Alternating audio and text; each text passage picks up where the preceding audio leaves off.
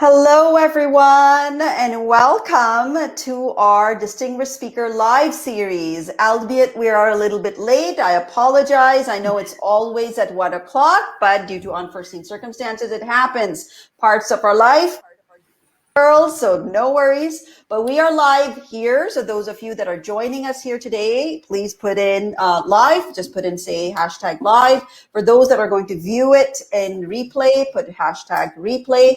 So those of you that are new to us, please let me introduce myself to you. My name is Asma Wasti. I'm the founder and creator of Accelerate Global, a global organization.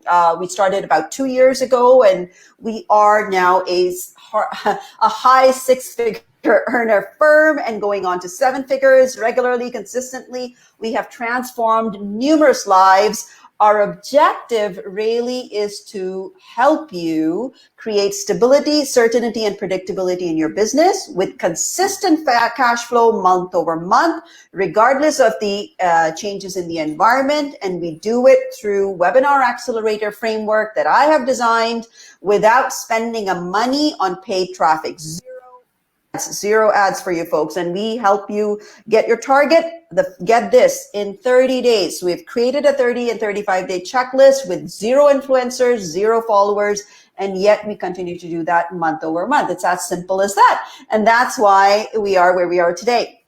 Now, this is another one of my favorite things to do, is to get distinguished speakers, our members, our wonderful members that are in our Webinar Accelerator Facebook group, to put them on the pedestal. We find celebrity in our everyday life entrepreneurs and get them on there and find out more about their business. I love collaborating with people. Their whole purpose is either I become their client, they become my client, or they become each other's clients. One of the two, or they find business somehow, somewhere. That's the whole purpose of this, and find the beauty in the lives and the stories of the people that they bring, the inspiration, the motivation. And today, oh my gosh, it's my honor to put Barbara Imensek on that pedestal from Sylvania. Hi, Barbara, and welcome to our Distinguished Speaker Series.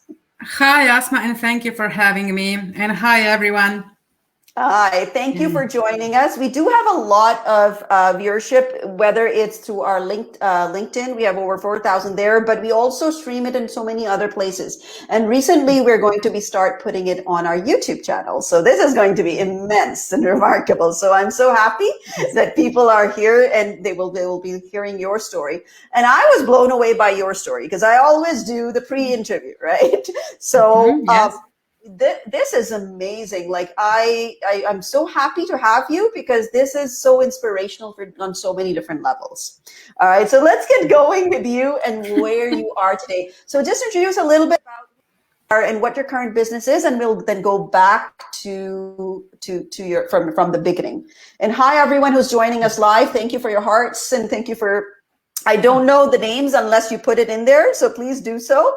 And then we'll continue to, check out your comments also. Go ahead, Barbara. So thank you once again.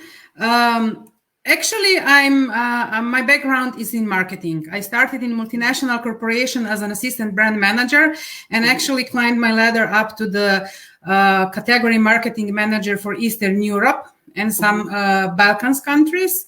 And then I continued into international advertising agencies. J. Walter Thompson was one of them, where I took care of international clients. So the fast forward story, at some point, just giving the numbers and looking at the numbers was not satisfying anymore, and I didn't feel it anymore. I love the marketing, I love the job, I love the client, but the satisfaction wasn't there. So I took some time off. I took a long sabbatical, let's say 3 years, and I tried to figure myself out because, try to combine your passion and what you are good at, because your passion might not be where you are good at. And so what I did, I actually ended up updating my LinkedIn profile, and I was hooked with LinkedIn. So today I am actually taking all the knowledge from the 20 years of marketing, and I'm helping people using LinkedIn right to get as much as it can give it. So I would love that. I would love to have you on board also, Barbara. I think we can see ourselves. see you working with me at some point in time, because you have that strength that you bring into, connecting with our program, because we have similar kind of, it overlaps. Some areas it overlaps. So I think that would be a great opportunity for us to do so. Yeah, but we'll talk about it as well. Thank you. For sure. But let's go back. Did you always wanted to be an entrepreneur? Because you were in the corporate world. No, actually, when I was a kid, I wanted to be a veterinarian, and then I wanted to be a waitress because, I'm from Piran and I'm living on the coast. So everyone was employed in the hospitality business. My parents were both, they were waiters. And so, I wanted to be like that. But then when it changed, I wanted to become a lawyer. Wow. So these were the you had multiple different things going on. It changed through the period of time, But when I thought about I would have to put an animal down, I said, okay, veterinarian, it's not for me. Then when you'll see the long hours the waiters work, then you say, okay, maybe that's not for me. Then I ended up a lawyer, but I ended up studying political science, international relations. So nothing related to what I do today. Wow. But there is one thing. I work in international environment. That's why I went to study that. Okay. So this is interesting because because I do a lot of these interviews, I meet a lot of people. I'm sure you do too in your work. And because I have the Distinguished Speaker Series, I get to hear the stories also. I find this very common in entrepreneurs who are really good at what they do now. They didn't start out that way from the beginning. And a number of times they didn't even know where their route was taking, but they were sure of a few things in their life. They were sure of certain capabilities, skill sets, or whatever their life was, they were building those. Did it happen to you too, Barbara? Yes, actually it did, because I've been employed for a long time. So in 2008, it was the first time I started my business and my mindset wasn't there. I didn't know it then. I thought I was doing everything right, but I know now that I didn't. And I did one of the biggest mistakes that usually people do. And I was in a comfort zone and I specialized on only one client. This client was giving me enough business, so I could only work for them. But if you're not happy with this client or if they cut you off, then your business stops. Then what? Yes, that's right. So that's what happened to me. So whatever you do not specialize just on one client. Please. Right. Yeah. Right. Diversity, spread your, diversify. So scale it. Yeah. So growing up, could you foresee, because I know you grew up in a town of 600 people in Ljubljana, you lived for 25 years, right? Yeah. So actually, when I was growing up, there were many, many more people. There were around 8,000 people living in Piran. Okay. So it was quite a nice town to grow in. But no, I didn't know then. I was a kid. I was enjoying the sun. I was enjoying the sea as much as I could. And I didn't even think about going to Ljubljana to study because Ljubljana is the capital and it's, let's say, 100 miles from where I live. And once I started working, I worked for international corporation and immediately I started to travel. I traveled a lot. Excuse me. And because we covered different countries as the markets, I would spend a lot of time in each of these countries. Which countries did you visit in? Name a few. Give us a background of what you... Actually, UK was actually headquartered. Then France was a headquarter. But for the ones that I was responsible for were the Czech Republic, Slovakia, Poland, Hungary, Turkey, ex-Yugoslavian countries. There are 6: Croatia, Bosnia, Serbia, Macedonia, Albania, and of course Slovenia, and Italy. So basically, I was responsible for those countries. And it was really nice, because you could go there a week, you would spend time there just getting to know the market, and you would do this for 3 days, and then you would take some time off for yourself. So this was the benefit of it. As long as the job was done, we could spend time there on our own. And you gained tremendous amount of skill set in marketing that you did from there onwards, right? Now, I want to ask two important pertinent questions to you, because that's what you said in your, and I put that in the promo also for you. Why do you call yourself the Heartless B that you'd say, right? I used to call myself that, right? Yeah. And how did you get to start your first entrepreneurial version, event or whatever have you, right? So let's start with the first I don't call myself a Heartless B anymore, but I used to function like one. That's the difference, because growing up, I came from an abusive household. My father, he was a drunk. My mother, she was a workaholic. There were a lot of yelling, fighting, suicide attempts and stuff like that. So I ended up building some shield. And this shield prevented me when I started in the multinational corporation to get people too close to me. And because I was always an overachiever, I would actually put myself as a role model, and then I would just somehow look at them if they managed to keep up with me. So if they couldn't, or if they made a mistake, my reaction was totally blown out of proportion. It was totally inadequate, but it was blown out of proportion. So if I look at it now backwards, I was a Heartless B, because no one deserved it. And when people make mistakes, it's important that you admit it. Sorry, and let's see how we can fix it. That's the right attitude. Yeah, but I didn't know different then. So that's why I was like that, and I say I'm not like that anymore. But if I'm being honest with myself, I was functioning like that. So yes, and I stopped working for international corporation because when Slovenia joined European Union and the headquarters were moved, and we were offered the possibility to move with them, and I wouldn't move to that country, not to another, but to that country.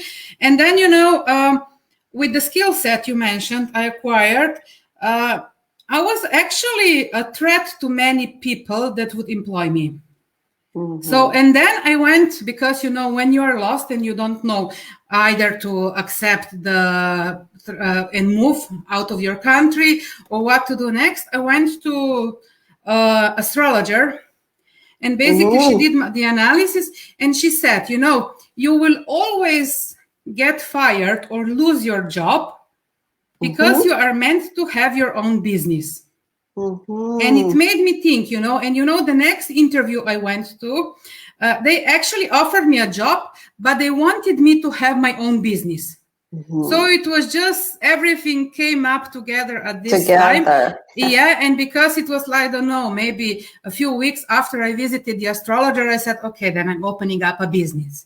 That was the business where my mindset was not the right one. But still, I had that business for 9 years. Wow. So you make a few good points, right? The fact of self-awareness is super important, and you have that, and you're being honest with yourself that you realize what was working, what was not working. Why did you call yourself a Heartless B at that time, and why you're not anymore? The fact that you're not anymore, that you believe in that, is you have made changes, right? And implemented those changes and continued with that. That's why you are where you are today. Otherwise, you wouldn't be. So but it took time, and it took investment and effort and everything, and courses and all the, let's say, I would say gurus now. They're not gurus. They're really people that are good at their point, like Louise Hay, even Abraham Hicks, Tony Robbins, then many others, I still have their audiobooks, and whenever I feel out of the line, I put my earbuds on and I listen to something, and it helps me center myself. Wow. So, and that is important to get that knowledge and that information and actually implement it. Having it and implement it. And absorbing it is one thing, and implementing it is another thing. So you came from a dysfunctional place and a dysfunctional, and that's what actually worked on it too. Sometimes, were you there to prove something to yourself or anyone else? Was that how you were going? Yeah, actually, I never finished university, you know. And I think it was, let's say, my rebellious phase, because my mom used to say, whatever you're going to start, you're going to finish it. And I had so much, I was so against it, I couldn't do it. I was only one exam. Had only one exam left, but when I started to study it, I wanted to finish it, I don't know, 6-7 years ago. I got panic attacks. So it was at that time, I couldn't, because it wasn't for me, you know. I didn't have to prove myself to anyone with the university degree, because I already made a career without one. Yes. You know, yes, so but it was still somewhere in my subconscious, and it was these panic attacks that actually helped me realize that I don't need it, and leave everything and go your own way. And it helped me start my second business. This realization was, I think, the turning point. So how did you make that transition? That's so important. That's a very good one. How did you make that transition to this point? Actually, my body, the human body is amazing, you know, because it tells us everything if we are prepared to listen. So I had, let's say, a lot of these signs from my body. First one was when I developed milk, you know, I started lactating. So I didn't give birth, I wasn't pregnant, but I started lactating. So I was actually doing something wrong, because otherwise my body wouldn't react like this. So a few years later, I would start losing conscious. So I would fall faint, actually. And in 2008, I actually had a deep vein thrombosis and pulmonary embolism. And this third time, when this occurred, I said, okay, stop and start listening to it. And let's say 2008 was my turning point. When I started to look at things differently, still my mindset wasn't there, you know, but I started to look at things differently and realizing that what you think, what you do, and what you speak have to be synchronized. If one of these is out, say that again. What you do, what you speak, and what you do think has to be synchronized. Otherwise, something is not working. This happened to me in 2008. And that's why I think I was able to listen to my body when these panic attacks occurred. And I said, okay, what are you trying to tell me? What's the message in it? And I'm listening. And I listen to my intuition. You know, I listen to my intuition a lot, because whatever decision I make like that, you know, it comes to, let's say, the 5-second rule. Yes. Something pops into your mind, you have to do it. Otherwise, your mind, your ego will start burgeoning in and trying to do it. Yeah. And you're going to talk yourself out of it. Yes. Yeah, your first instinct is always, for me also, I notice that my first instinct is always right. I you know, when I put too much of effort and pros and cons and, you know, start evaluating it and analyzing it, then my logical brain starts taking over instead of instinctive. And I think my instinctive decision making is much better. What is that? I agree with you. Yes. So okay. So you listen to your body. And something else you told me a little bit before we were coming in, we were chatting. You said not only, because right now you're saying human body is an amazing thing. You got to listen. Your mind, body, and your thinking. Everything has to be aligned. And you also told me that human mind is an amazing thing, and it will believe in what you tell it. Right? Yeah. Actually, one of the books I like most is Joseph Murphy, The Power of Your Subconscious Mind. So this is one of the books that helped me a lot. And I realized that basically whatever you can make your subconscious believe, you can achieve it. But there is one thing that it's important. You have to repeat until you feel it, until you vibrate it. It maybe sounds strange, but for example, when I started doing it, I would make these affirmations and put them everywhere. And then one day it would just happen. And I was, wow, I feel this. Yes. It's maybe funny at the beginning when you're repeating something, but the more you repeat it, the more it becomes a habit, and then you start vibrating it, and that's the end goal. Your mindset and your vibration and your paradigm meets the expectation that you've created for yourself. Yes. And unless you see it every day, I believe in it truly. I put mine every day. When I was making 2K back 2 years ago, close to 2 years ago in my business, I started to write, I'm happily making 50K in my business month over month consistently. And I made it happen. So, and we're at that stage right now. And now I'm writing down everywhere we're making 100K per month, month over month consistently. And I know that I will make it happen also, but it takes time to catch up. Your consciousness takes time to catch up. And you manifested it for yourself. That's so amazing that you took it all. Once you have one example, when you managed to trick your subconscious into believing something, because you can trick it, our subconscious doesn't know. Our subconscious believes whatever you tell it. So feed it positive information. Feed it the things that are actually helping you. Excellent. Yes, that takes you move forward, that keeps your focus, that helps you move into your reality of who you are. So we're going to come to talk about your business now, but tell me, what were you thinking when you took the 3-year sabbatical before you started this business? Right? Honestly, I'm just tired and I don't want to do anything. So it was an interesting period because, still I had some savings.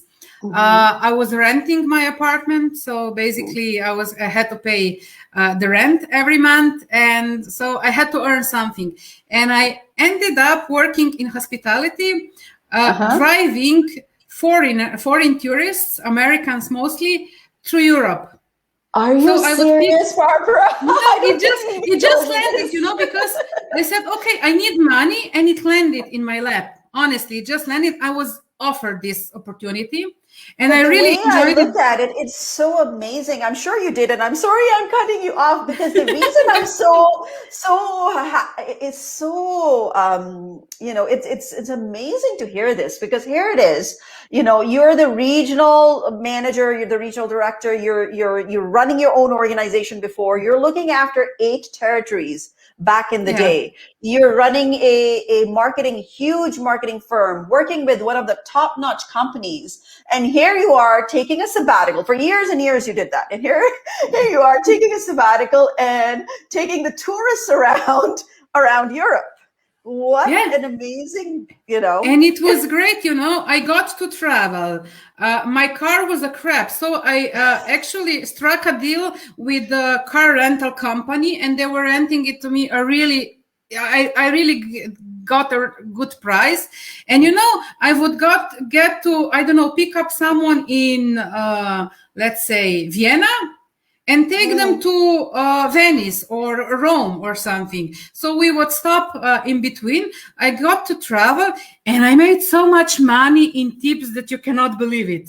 Wow. Yeah. That's amazing. Really. And probably that's your way of, okay. So when you did that and you were having fun doing that, then what made you start your business for LinkedIn profiling and all that? Marketing. It was a fun period. Like, for example, I would work my summer jobs as a waitress, but I realized it was a temporary. It's not something I envisioned myself doing all the time. So then I was actually discussing with myself, with my subconscious, okay, do you want to start working for someone? Will you get a job, or will you start your own company? And I said, okay, I got offered quite nice positions. And I said, okay, be honest with yourself. Are you going to stick with this job for more than 6 months? And the answer was no. So there was the answer. That's a good question to ask. Yes. Yeah. So that's your gauge. There was what next? Okay, opening a company. What to do? I didn't know, because with all these skill sets, I didn't know what to do. And when someone was asking, what do I do? My elevator pitch was actually the tallest building in the world.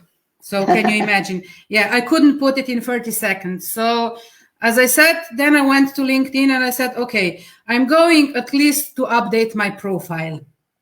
And when I saw that LinkedIn changed so much since I joined and all the possibilities it offers, and I was just, wow, amazing. And what I realized that actually I could take all the knowledge I have there and help people. Of course, I help them use it the right way. But this means that we are covering more than just LinkedIn technically, you know. I'm using all my knowledge and everything I learned, all my mindset and everything to help people move faster. Because we are also removing blockages. I also studied psychology. I did theta healing, and I also have NLP and a lot of this stuff, because when I tried to understand myself, I didn't go to therapists, but I would go and try, let's say, one approach. So you're talking about neuro-linguistic yes. pathology. Yeah, programming. Yes. Yeah, okay. yeah. Programming. So actually, I'm utilizing them all. I'm not communicating them, but I'm utilizing them all when I'm dealing with my clients, and it helps a lot. Amazing. Yeah. So what do you help your clients achieve in this process? What do they get? So basically, most of them don't know how to start with their online presence, how to build a strong online presence, and how to position themselves as authority in their fields. So that's the first step, and we are doing it through LinkedIn. I'm only utilizing LinkedIn as a tool to do this. So yes, then when we once we achieve this, basically the end result is new clients and more revenue. Consistency. Yeah. Absolutely. Yes. Absolutely. Yes. That's amazing, the turnaround that you did, because you really had an interesting life, I tell you, and you're gonna, continue, because the way you approach things, I really like the approach you have, the way you verbalize it, right? Going through and all this that you have gathered in terms of your work experience. You were a solopreneur even before, a couple of times. You ran that company for 9 years. You gained knowledge through that on how to run your own organization that way. And how not to. And how not to also. Yes. What not to do also. Maybe you and I need to put a set of stuff together, what not to do, because I got a whole... Of course. Back to, right? Maybe that we can give away for people. So what not to do, what mistakes to avoid in that process. And you also had that marketing experience that you were from before, and you put it together and you created this organization now that you're helping people with creating their profile with the LinkedIn and how to develop their presence that actually multifolds, that has, multifolds, different avenues to go through and the results that to do. And you were kind enough to put a freebie in our pot also, right? Because we always ask some of our distinguished speakers who come on board to give us a freebie that we actually draw for one thing or the other. We did in our 100 client challenge this last week for some of our other people. So tell us, what is that freebie that you're offering? So basically, if you want to make it on LinkedIn, the first step is having an optimized profile. And many people fail doing this because they don't fill it out completely. They miss out, or they don't use the keywords the right way, or something like that. So we agreed with Asma that I'm actually giving you a free profile audit.